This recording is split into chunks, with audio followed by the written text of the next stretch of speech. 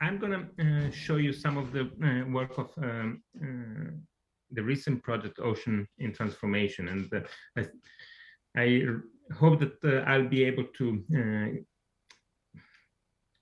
accompany some of the images with articulation of the key elements of that have guided the research.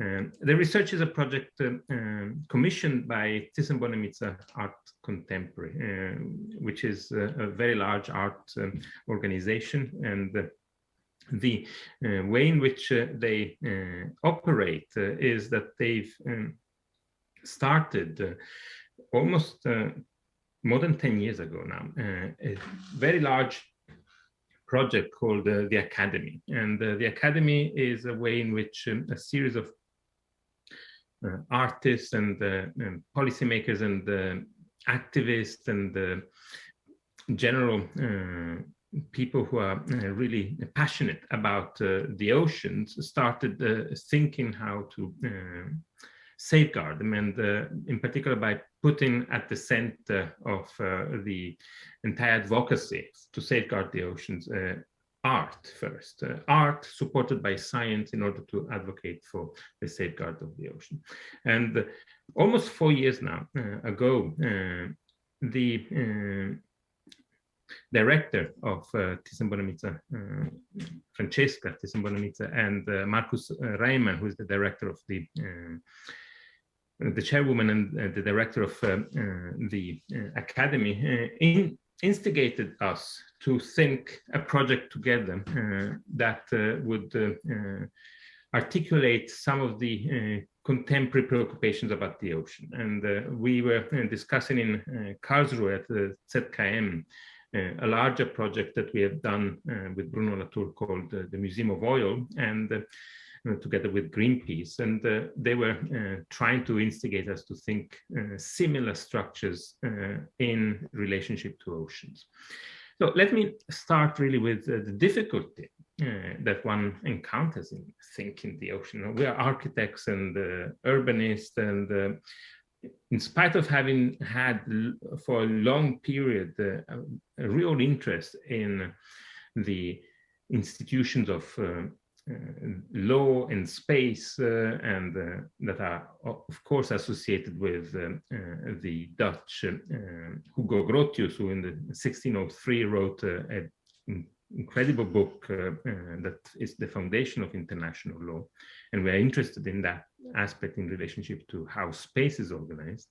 And the book is called The Law of the Sea, or The Freedom of the Sea, which is in spite of our interest in that, I must say that it's really complicated to start looking into the ocean. It's really a space that is eluding itself from our understanding. In particular, it's a structure that is not one body. It's never possible to grasp and articulate at once. So the project is really starting from the entry point. I want to show you the entry point of our project on oceans in transformation, trying to understand how are the oceans changing. And I like to start with this image. This is an image that was shot in an evening of May 2020. And it's during the lockdown of the COVID pandemic in Venice. And you see two people there on the left that are two elderlies that actually just came out for a stroll from the elderly home of this beautiful Campo San Lorenzo. And in the background, you see the Church of San Lorenzo, which TBA 21 has transformed into ocean space, a space dedicated to the safeguard of the ocean. Now, the entire city is in lockdown. It's supposed to be the month when the Architecture Biennale opens. It's supposed to be already a month into our exhibition that was supposed to open in late March 2020. And the only thing that is actually on, apart from the lights in the evening, is this light on the facade. It's a pulsating light. It's a very simple gesture that somehow illuminates the night and the quiet nights of Venice. during the pandemic. It's the only marker of cultural activity in the whole city. And it's the only moment really where there's a possibility of engaging with cultural life in Venice. And this is in place, so to say, of the big exhibition that we had installed in the church just before the first cases of COVID broke out in Italy. So what you see here, the light, is not only a marker of the exhibition and the activities of course, nickel is part of the entire organization of the expansion of the space of an exhibition. Imagine this is a space that has at its center the purpose of advocating for the well-being of the ocean through art. And an art organization suddenly that doesn't have an exhibition space is a really complicated situation. And we transformed the exhibition into an online platform for multiple debates, essays, performances, inquiries, and workshops and seminars. But the image, for me, is important to start with this image this evening. It's also because of this other line in the foreground. That is the line of sea level in Venice, and it's a medium height. It's not the acqua alta. It's a medium height of the sea in Venice. On November the 22nd of 19, that is almost to the day, the water reached the last step in front of the facade. And it was the highest water in the highest flood in Venice since 1966, since the Acqua Granda, the big flood that transformed completely the understanding of Venice, destroyed half of its monuments and destroyed all of the riches of Venice and the archives, and major disaster, multiple deaths. And just as a reminder, the line that we mark on the facade is also a line of sea level. But it's a line of sea level that we will encounter in the coming century if we are all good boys and girls and do manage to meet the minimum levels of the Paris Agreement of 2015 of maintaining the global warming or global heating well beneath 2 degrees above pre-industrial levels. At the moment, we are around 1.1, 1.2 degrees. If we manage to reach that, there still will be enough locked-in energy in the Earth system to make the rise of the ocean to 4.5, 6 meters above current sea level. That is without counting the destruction of Greenland and the melting of Antarctica. In case of Greenland, the water will be up there. Antarctica, the entire building is underwater.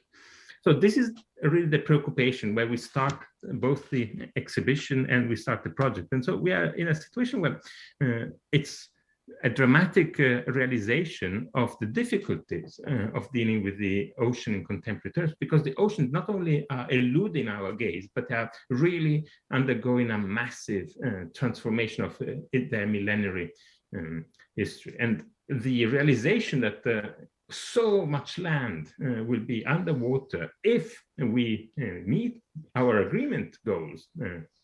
When we cheered in Paris about the possibility of engaging 2 degrees, we are basically agreeing on seeing Shanghai transformed like this, only the skyscrapers remaining, and the delta of the Nile completely underwater.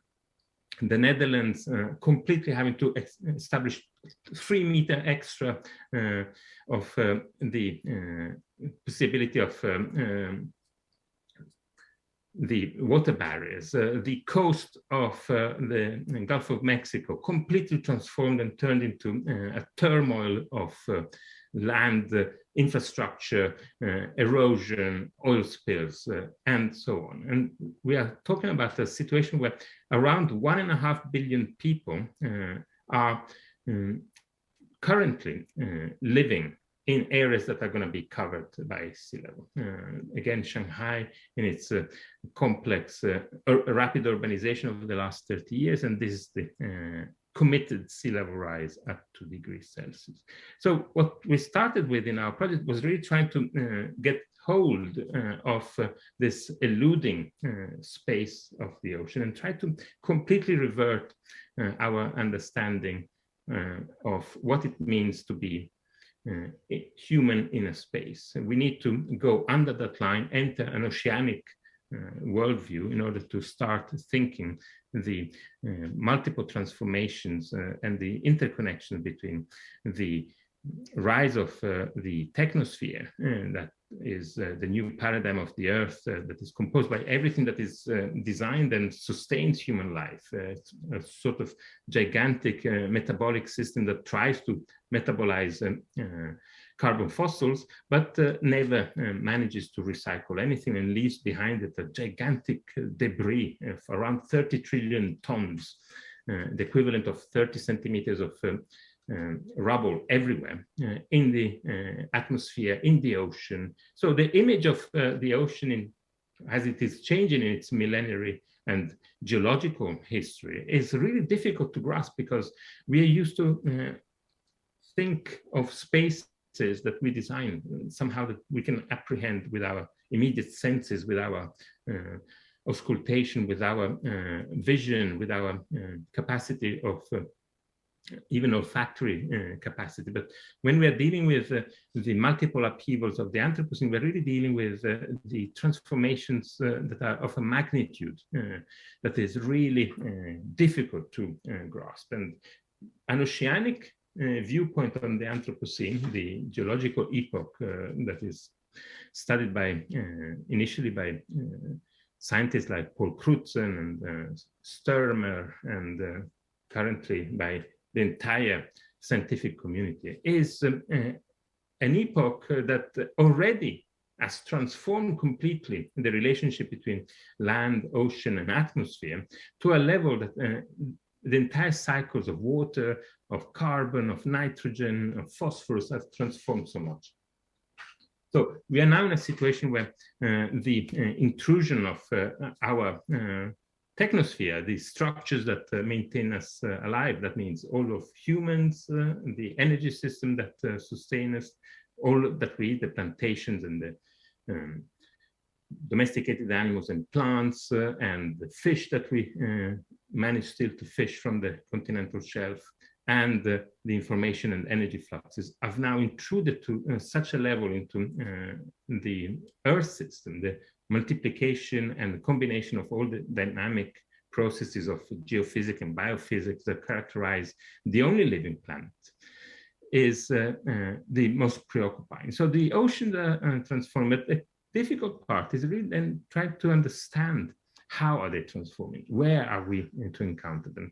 And this is where we started the first proposition as architect, the intersection between land and water, that thin space that characterizes the meeting point of land and water. And we started focusing on the elements that where the relationship between the Anthropocene and the biosphere and the atmosphere and the ocean become more intense. And it's a space very thin that goes down around 200 meters all the way until we still have enough light to activate photosynthesis by a myriad of creatures, photosynthetic creatures, and extends 200, at least 200 meters above where we have the direct impact of ocean life on land life. And so trophic cascades that start in the ocean and go all the way to 200 meters above sea level. And that is the most sensitive component of our living planet. And we call that the sensible zone. It's a new zone of the planet, of the ocean, that extends well beyond where the ocean is now, all the way above the space where we have light, to include air, and to include the majority of the spaces that humans inhabit. So this is where we started imagining the transformation of the ocean. And then when you start understanding what is it that the ocean and the land meet. What is that space when they meet? And you encounter all these incredible mixtures of activities, like the most important infrastructural systems, the key elements of the entire supply chain, the spaces that have been transformed in order for humans to inhabit them, but also the most important natural systems that maintain a regulation of the planet. Like in this case, in the coast of Texas, you see in red areas that will be covered by sea level rise. They comprise suburbs, wetlands, mangroves, areas constructed by for resistance to the complex transformation of sea level. Or in the case of the north of Italy, Venice itself is marked here in that little white dot. This is the North Italian plains.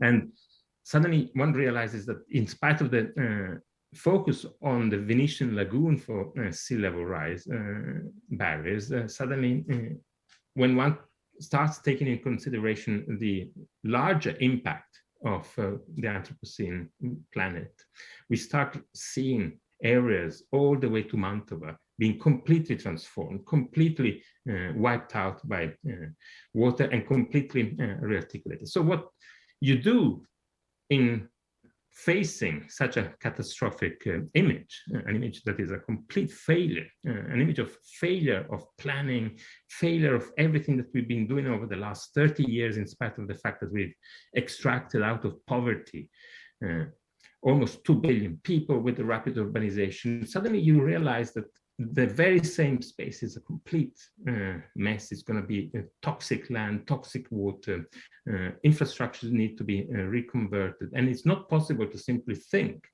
that you will have a gigantic new infrastructure, because that is beyond conditions. So we will only have 30 years left to decarbonize our society. And this is the proposition of territorial agencies, Oceans in Transformation, to start focusing from an oceanic point of view on that sensible zone, that's 200 meters, where the majority of transformation happened. This is a multi-year satellite image composed of almost 50 years of takes of the transformation of the city of Houston, and where there's always been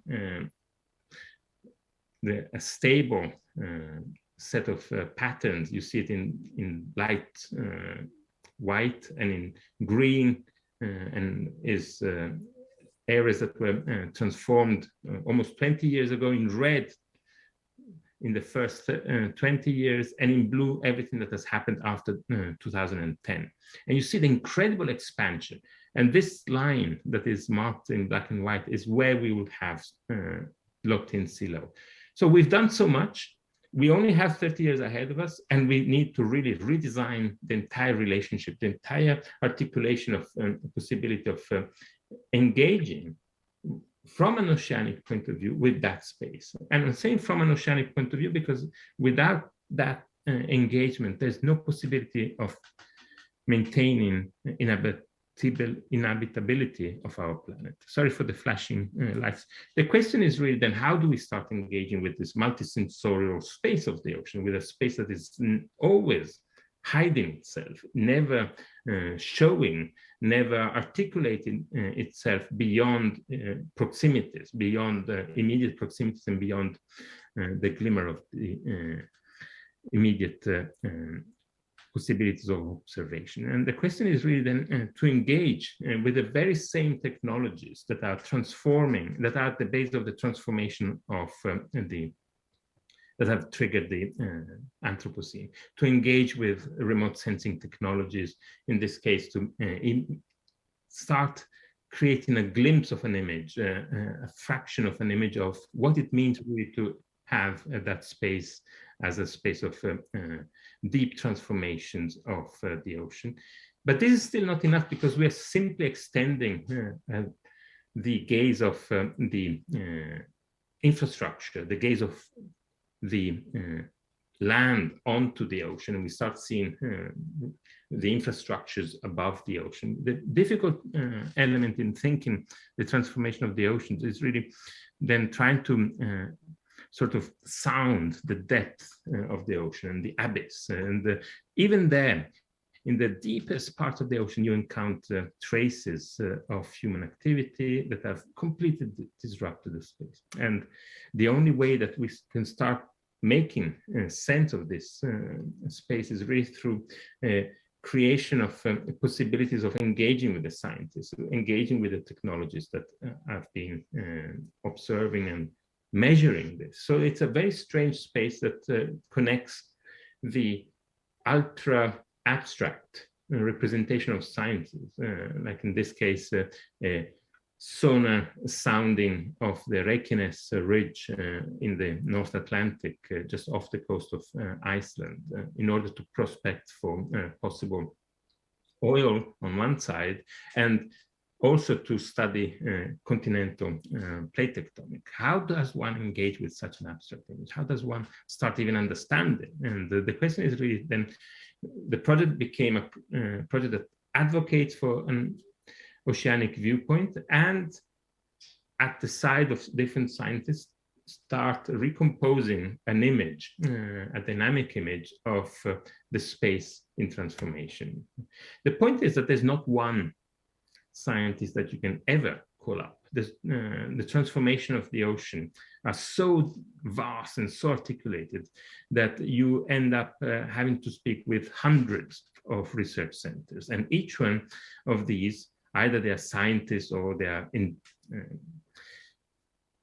policymakers or the representatives of cultures with completely different notions of the future, the notions of inhabitation and possibilities of understanding the ocean become so many that it's impossible to recompose them in one figure. And there are as many oceans as there are modes of sensing, becoming sensitive to the ocean. And the project is really becoming very quickly for us in the last years, a way in which we started recomposing, very carefully recomposing these, the data sets and the measurement and the soundings of the different researchers and groups that are invested in safeguarding the ocean in these dynamic images, and composing them without any regard for continuity or discontinuity between land and sea. There are long trajectories of images that try to bring together different researchers, and then we represent or present again these images to the very same group of institutions that have produced these images. And the point is to start having discussions between the different groups, between the different bodies of research and the bodies of knowledge that are associated with research, and start making them escape, so to say, their expert knowledge, and start debating what is this new figure that is emerging of the ocean. So it's really a series of images that we compose for Oceans in Transformation that are operative, because they are producing what we would like to call a diplomatic space. They are images that then scatter the space of ocean space to form the backdrop of and instigate new assemblies of interest, but without ever having anything in common. And they really indicate, for instance, these brown areas are areas of deep sea mining licensing. These are natural protected areas. That is an international station for marine areas. These deep white lines are areas of high bathymetric use. And here you start encountering the monsoon of the Indian Gyre. And soon you will start seeing all these incredibly patched areas of knowledge, in spite of all of the incredible amount of data that is taken every day of the surface and the depth of the ocean. We still know so little, almost nothing. And then the project for us becomes a way in which we start associating preoccupations across a number of fields. And the trajectoral organization of the project, in this case, we go from the north.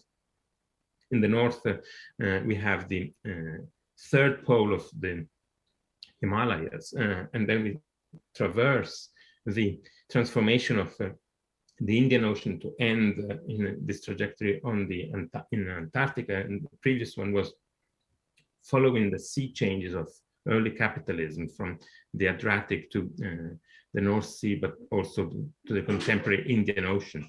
The question is really how to organize a series of dynamic images that reassemble, that bring together what some scientists might call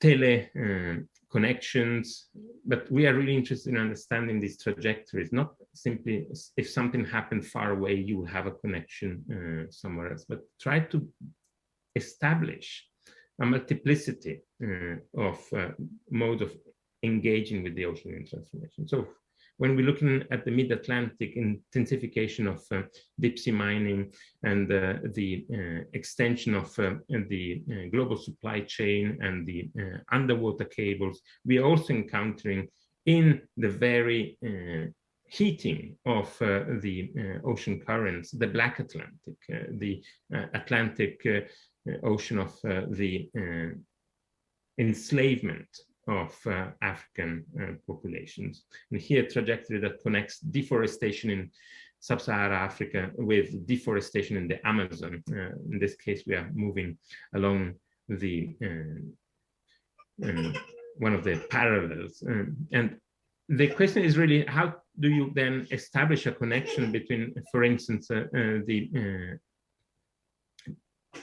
the organization of activism in the Amazon and the activism around the oil extraction and the activism in the in sub-Saharan Africa. And these trajectories are really meant to establish these moments of mutual engagement and transformation. Or to conclude, so that we have time for discussion, when we look at the stability or semi-stable conditions of the Earth system, we encounter not only circulations of the ocean. The ocean is always understood as the space of major circulation. For instance, the Gulf Stream is a semi-stable condition that articulates the Atlantic Ocean, or in this case, the currents that spin from the Southern Ocean along the coast of South America in the Humboldt current are understood as semi-stable circulation, from time to time interrupted by disruptions. And this is somehow still our major understanding of how the general understanding of how climate operates. There's a general stability, and from time to time there is a disruption. In reality, we all know that there is oscillations, there's multiple ways of organizing that space that are now altogether becoming more and more unstable, and scientists like Tim Lenton or Will Steffen are all indicating that we are approximating the moment when these oscillations, these multiple oscillations, are about to enter a tipping point that will either bring the Earth to a runoff warming that will render the Earth uninhabitable, or we might be able to contain the oscillations and create a semi-stable Earth that is warmer, maybe 2 degrees, maybe 3 degrees, with catastrophic consequences altogether, but still somehow inhabitable. So the question is really how to encounter these oscillations, these tipping points and circulations of the Earth system with the multiple oscillations and organizational structures and semi-stable structures of the world system, ways in which we consider center-periphery relationship between cultures, colonialism, extractivism, and contemporary forms of the logistical capitalism. And the articulation of these two set of tipping points in the long history of the Earth and in the long history of the world system, we organize these images, these dynamic images, as a space of multiple negotiation, which brings us to call the project not the ocean, which is one large body of water, but the oceans in transformation. The multiplicity and the plurality of the ocean is key for us. And this is really a quick survey of the project. As Nick has already mentioned, he was a major contributor to the project because he edited many of the essays that have then been compiled in Oceans Rising, which is the book that really accompanies the exhibition curated by Daniela Ziemann, and which is now traveling in Europe and elsewhere. And I hope that you will all have a possibility to engage with it, but mainly that you will have the possibility of starting to think that every second breath you take, the oxygen came from the ocean.